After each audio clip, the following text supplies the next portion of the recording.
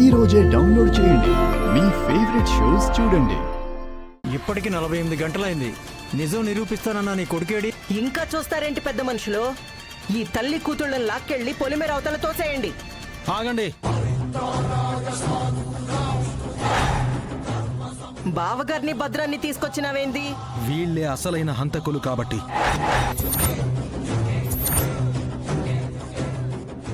మా నాన్న హత్య జరిగింది మొదలు ఇప్పటిదాకా జరిగిన వాటికి అన్నింటికీ కారణం ఈ ఇద్దరు ఎదవలే. సాక్ష్యాన్ని అందరికీ చూపించు. చూడతా